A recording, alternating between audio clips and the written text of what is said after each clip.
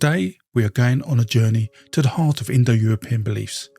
This was a time when their myths were not just stories, but gave these people an understanding of the cosmos, and as part of this understanding, the seemingly mundane bodily items of hair and fingernails held potent magical and healing powers. These elements, considered of little value in modern day societies, were once imbued with profound significance, leaving a rich legacy of lore and enchantment within many sacred texts of these ancient people. Why did our Indo-European ancestors hold these items in such high esteem? Well, the answer to this reveals some fascinating insights. In this video, I will delve into the cosmogony of the Indo-Europeans, telling the earliest versions of the creation myth we can reconstruct, and this in turn will allow us to shed light on how hair and fingernails became key components in rituals and remedies, uncovering practices such as the ancient cure for baldness, which I may personally be interested in. And through this exploration, I'll also uncover the beliefs that shaped the Indo-European understanding of magic and healing, as well as connect with the wisdom of a past that continues to influence some of us in the present. So set aside your magic wands and grasp your cups of tea with anticipation, because we're about to traverse the mystical landscapes from around 8,000 years ago. And with that, welcome to Cleckenford. To get into the mindset of the early Indo-Europeans, we need to understand their universe, their cosmos, how all things are connected. And the best way to do this is to tell you a reconstruction of the Indo-European myth of creation, which I've written, and these people would have been saying a version of this myth similar to this, we believe, around 8,000 years ago. Now, I'll link to a full version here if you want to hear the whole thing, but I'll tell you a synopsis now, which is that in the beginning, two primordial beings were created, Manus and Gemo, meaning man and twin. Manus sacrificed Gemo to create the cosmos, to create the earth, and certain parts of Gemo's body were used to create different things. His blood was the sea and the rivers, his bones were rocks and mountains, and his hair was the grass. And then Manus built people from Gemo, the head being made for priests, the torso being made for warriors, and the legs for farmers and commoners. And a king was made from the head, torso and legs of Gemo, and that made the king understand all the different people within his kingdom. And so, understanding this, then we can understand the basic gist of the cosmogony of the Indo-Europeans, and this will allow us to understand how they viewed medicine. And so, using what we know now from the Indo-European cosmogony, the story of how Earth came to be made from the different body parts of Gemo, we can start understanding how magic and healing work. Now, one thing we can take from this is knowing that the king of the people was made from all the pieces of Gemo's body, and that all the pieces of Gemo's body were also used to make the earth. And this is why we still see much legend and folklore, such as the story of King Arthur, where there is a link between the king and the land. We see the myths where it is said that the king is the land and the land is the king. If one fails, then so does the other. And this made being a king a rather risky affair, as if there were drought or floods. That's it. But this connection can also be used to explain the sacrifice and how the early Indo-Europeans saw balance in the cosmos.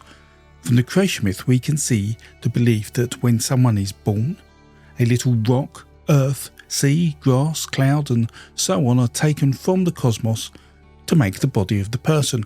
And this means that when someone is born, the cosmos loses a little material. And so it makes sense then that at some point the cosmic material needs to be replenished. And this is why there were so many sacrifices, and why sacrifices were so important in ancient beliefs. The flesh of the sacrifice would then turn back into the earth, its blood would become the water, its bones the rocks, and so on, replacing the lost material in the cosmos. But it had to be done properly, or it would not work. Following sacred ritual in sacrifice was as important as making the sacrifice itself, And if you want to understand sacrifice more, I talk about sacrifice in this video, which is one of my favourite and most underviewed videos on this fascinating if morbid subject. But this whole understanding of how the cosmos recycles its materials between the living world and the material cosmos explains how the basics of magic, and in particular how healing worked in these cultures. Now, one of the connections within the cosmogony is a direct link between hair and plants, with the hair of Emo being transformed into plants, and we see this type of homology in various Indo-European creation myths from Scandinavia to India, but we also see plants and animals being created in more citiogonic accounts, and by that I mean there are more specific mythologies about the creation of plants, and the Purusa hymn of the Rig Veda, where the plants and animals are being made from the body of the primordial bovine instead, is a good example of this. Although as religion evolves, we also see plants being formed from giants or gods or demons, but none of these are in contradiction to the cosmogonic myths. In effect, we're just seeing myths age, and as they age, variants arise that are fine-tuned to society's needs as it develops. And so, if we use this knowledge and want to use magic or healing charms to combat a condition such as hair loss, then one should take the part of the cosmos that was used to make hair and consume it in a way that would make your hair grow again. Now, you can't just eat some grass, as the ritual and plant need to be specific. And so let me show you how we understand the cure for baldness to have come about based on Indo-European beliefs. The first thing we should understand is that grass and hair both grow, and grow noticeably quickly, and this makes grass different to rock or sea or earth, and so from that point of view, grass and hair was treated differently in terms of ritual. And we believe that when early Indo-Europeans cut their hair, they would dispose of their clippings in a ritual manner, buried in the earth. And we have some evidence of this in writings from the end of the 19th century about ritual in India and by southern Slavic people by John Kirst. But some of the best and most accessible evidence we have is as part of the Indic coup de carmen ceremony, where a child receives their first tonsure, which is the haircut you may usually observe medieval monks getting, and it is particularly described in the Sankhāyana Grhya Sūtra 128, and applies to children of different ages depending on their class. A child of the priestly class has this performed at the age of 1 or 3 years. For a child of the warrior class, it happens at 5 years, and for a child of the providers, it happens at 7 years. The ritual involves the untangling of a child's hair before it is anointed, and some sacred grass placed on it. Then the child's hair, along with the grass, is shaved off with a copper razor. This hair is placed on a mound of bull dung, and this is then buried in the northeast at a place with plants or water. And this ritual clearly shows an association between hair and plants. But we also see described in Aulus Gellius' Attic Nights, the chief priest of Jupiter at Rome, the Flamen Dialis, and his wife, the Flaminica, perform a similar ceremony. The ceremonies placed upon the Flamen Dialis are many, and the forbearances are also numerous. No one should cut the hair of the Dialis except a free man. The cuttings of the nails and hair of the Dialis are buried in the earth under a fruitful tree. There are almost the same ceremonies for the Flaminica Dialis, and they say that other different ones are to be observed. For instance, she is covered with a dyed gown, and in her veil she has the shoot of a fruitful tree. This passage also mentions nails, as in fingernails, and I'll talk about those in a few minutes after we cure baldness.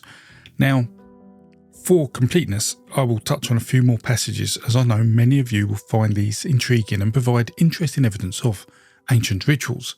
There is a passage belonging to Middle High German, a charm on how to produce long hair, recorded in chapter 87 of the Philosophia Coins, published in 1662. The old women say, If young people secretly wish to acquire long hair, they must first cut off some hair in their youth. They then lay this in the earth together with hops, tendrils, so that thereafter they grow together to the same length. The general idea behind these rituals is the same. It is to transmit material from the plant to the hair.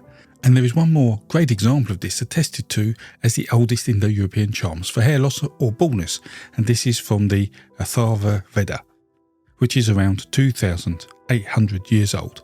And this reads, "O plant, you are a goddess, born upon the divine earth. We dig you up now, you who stretch downward, in order to make the hairs firm. Make the old ones firm, cause to be born those which are yet to be born. Make those which have been born grow longer." And in the final verse of the charm, the priest says to his subject, as he applies the healing substance, "That hair of yours which falls out, and that which is cut off with its roots still attached, this now I sprinkle with the all-healing herb." The Irish epic, the Táin Bó Cúailnge, is a fascinating story, and it feels often overlooked as a source for Indo-European myth and ritual as well, because within its pages it has a motif for curing baldness of the chin, and so for those who can't grow beards, and it does this by the application of plant matter. However, it also seems to be done as a nod to an ancient charm in humour as opposed to a serious spell. It was then that the women said to Cú Chulainn that he was mocked in the encampment because there was not a beard on him, and the best warriors would not go to meet him, but only rogues. It would be easier for him, they said, to make himself a beard with mulberry juice. And he did this last named thing because he sought battle with a man, Loch Mór Mac Mófebius. Cú Chulainn then took a fistful of grass and chanted over it, so that everyone now thought that a beard was on him. Now, whilst this all indicates that there was a perceived cure for baldness in early Indo-European culture, the actual plant used is not identified. So, can we find out the identity of this mysterious vegetation? And if so, perhaps a visit to the Greco-Roman world will help us here. And so here we look at a piece by Pliny found in his Natural History. We find a plant extract used for a number of cures, including hair loss and hair colouring. Diarrhea can be managed with both kinds of ladanum, that which comes forth from the crops when crushed and sifted. It is a drink in honeyed water and also in good wine. The herb is called ledon, which in Cyprus adheres to the beards of goats. The best kind is in Arabia. That which is produced in Syria and Africa they called toxicus, which plays on the senses of both toxic and pertaining to the bow, for they extract it with a bow, the strings of which are surrounded with wool so that the dewy substance of the plant adheres to the woolly substance. We have said more on this under unguents. It has an extremely heavy odour and extremely rough to touch, for it collects a great deal of earth. When it is judged to be most pure, it is fragrant, pliant, green and resinous. Its nature is softening, drying, promotive of good digestion, and conducive to sleep. It stops hairs from falling out and preserves its black colour. With mead or rose oil, it is poured into the ears. Added to salt, it cures scales of the skin and oozing ulcers.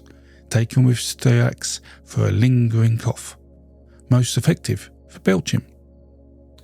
The plant extract being spoken about here is ladanum, secreted by different varieties of the plant species cistus, but given all the potential treatments it is said to help, it could be considered more of a snake oil of the world as opposed to a cure for hair loss.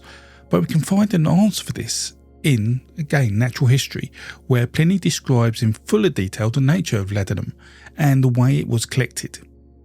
Even now, Arabia boasts about its ladanum. Many authors recall that this is owing to an accident caused by the injury done to the aromatic plants by goats. Animals are injured by other foliage as well, but hungriest for the fragrant shrubs, as if they can perceive the great value of these. The goats graze on stalks that are swollen with sweet fluid, and they brush off the sap that trickles from the cut stalks with their rough shag of their beards, accidentally producing an intermingling of beard and sap. This mixture forms a lump covered with dust that is baked in the sun. Therefore, there are goat's hairs in ladanum. And it is with this explanation that the ladanum pellets are formed from the goats eating the shrub, and the North African and Arabian versions, being considered the best, are probably traded over Europe and India, and it seems like we have a potential answer to what was used, but it also answers as to why it was used. Because here we find a plant extract that when found had hairs in it. And so surely that must be the magical cure to baldness, doubly so taken with mead or wine. Ladanum was therefore considered the moment between the cosmogonic form of hair and earth. It is at a moment of what was perceived as an ongoing process of keeping balance in the cosmos. And considering this cure is mentioned across the Indo-European texts, it is the most likely cure for baldness for the Indo-European peoples, and probably in existence as early as the Proto-Indo-European language was being spoken by these people, if not before. But what changed? Why are we not eating ladanum today? And for us, haircuts are trivial secular activities for those who have hair, albeit even if hair restoration isn't. And the nature of balance of the universe is no longer part of our beliefs. But for our Indo-European ancestors, things were very different. Balance in the cosmos was essential for everything. Nothing was too small to be ignored. And so that is why the cutting of hair was ritualized and the healing of baldness. Magic and ritual allowed you to affect the cosmic balance of things. But to understand how cures work based on cosmogonic balance is one thing, and so is having rituals about them. But why were hair and fingernails so important? There used to be an opinion amongst mythologists from earlier generations that fingernails, and to that matter hair, were important in magic because of where they grew, making them connected with the owner for a period of time, which itself could be manipulated for magic. And it was for this reason we see so many charms and stories about these items, and this includes folklore outside the Indo-European landscape. For example, we see some cultures consider the hair sacred and is never cut. Within some First Nation American cultures, females then cut off all their hair when their husbands die because the hair contains an aspect of the lifetime they spent with their husbands. But within Indo-European cultures, this does not seem to be the case, as I have explained through the cure for baldness, and it suggests a change in beliefs between 10 and 20,000 years ago before humans migrated across the Bering Strait and into North America. However, why are there these beliefs? Now, Murky Eliade, who wrote the excellent book The Myth of the Eternal Return, writes within it, in the particulars of this conscious behaviour, the primitive, the archaic man, acknowledges no act which has not been previously posited and lived by someone else, some other being who was not a man. What he does has been done before. His life is the ceaseless repetition of gestures initiated by others. This conscious repetition of given paradigmatic gestures reveals an original ontology, the crude product of nature, the object fashioned by the industry of man. Acquire their reality, their identity, only to the extent of their participation in a transcendent reality. The gesture acquires meaning, reality, solely to the extent to which it repeats a primordial act.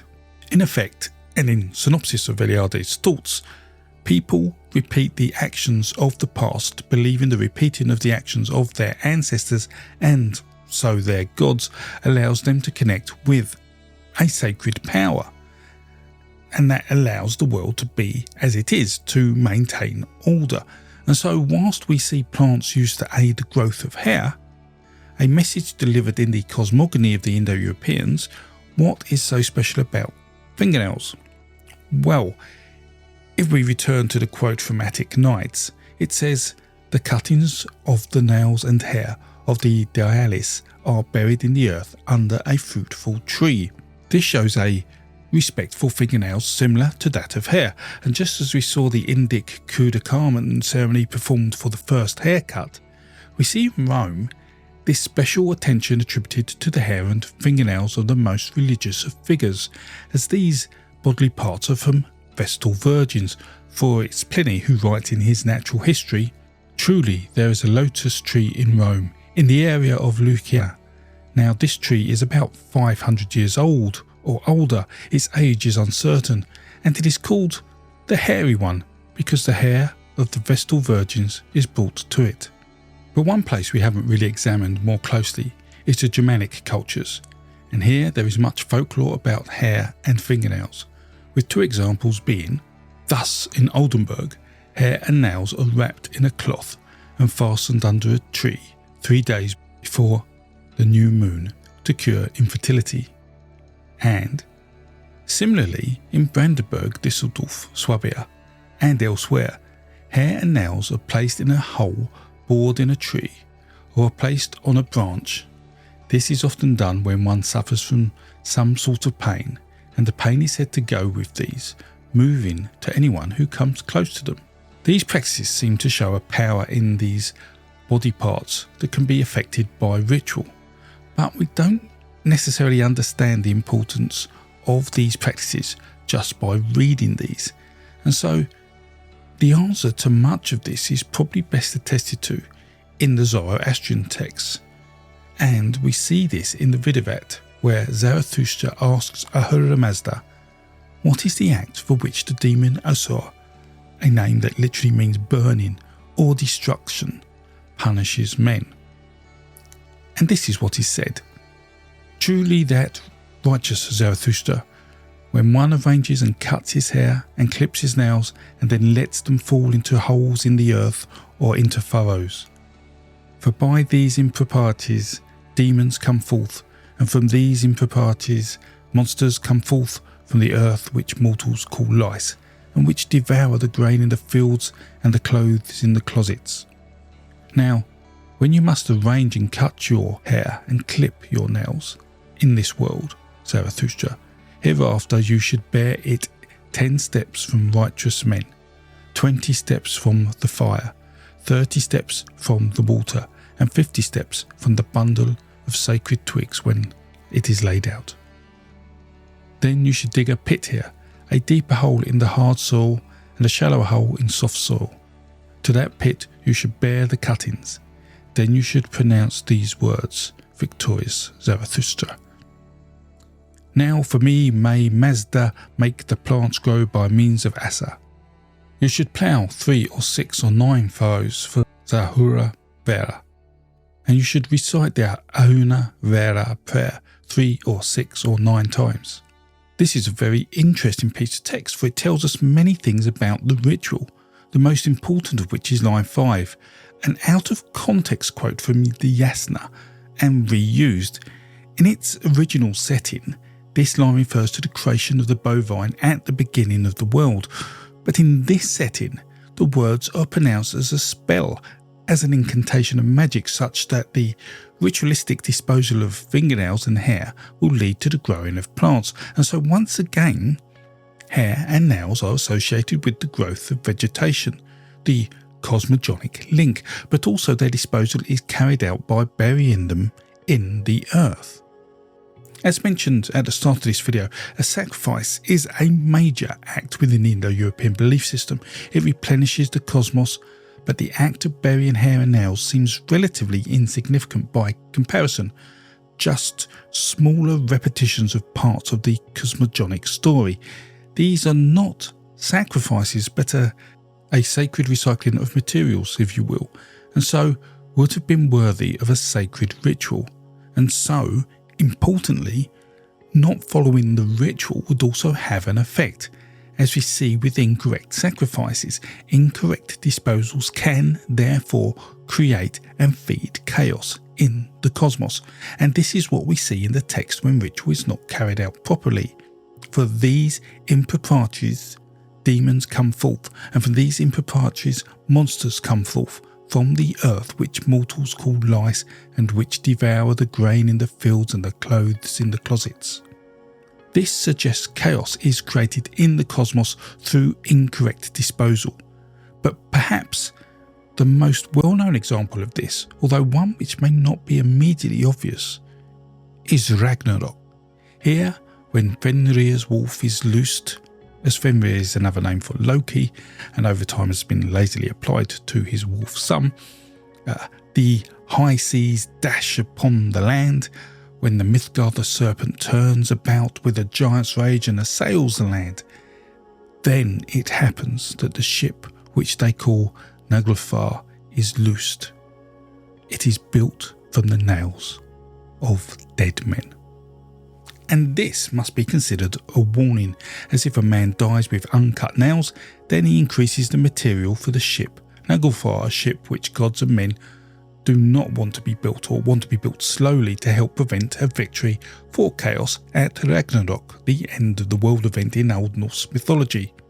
And whilst this ship is mentioned in the Prose Edda, it is also mentioned in the Poetic Edda, in the Volaspor, which suggests it is an older belief of the Old Norse myths. And considering all of this, then we can say with confidence that the improper disposal of hair or nails is an act which threatens the well-being of the cosmos in early Indo-European beliefs. The care the Indo-Europeans took with their cut hair and nail trimmings was a very real and very conscious symbolic ritual. Burying in a place covered with grass under a fruitful tree allowed the subjects to consider themselves to be participating in the cosmogonic drama, allowing a more easily managed ritual, a more simple gesture to help continue the cosmic order of things. To us today, these things maybe seem out of place or odd, but in a world of tradition and ritual, and then to them this sacred magic was real and allowed people to feel like they made a difference in the maintenance and order of things. I hope you enjoyed that introduction to Indo-European magic and healing. There are 2 more videos I'll be making, which may be out when you watch this. They may not be. If they are, I'll link them here. Thank you to all of you who watched this video and liked it and subscribed to my channel. Thank you to all my patrons who make these videos possible. And please, with that, stay safe and well. And this was Krakenfold.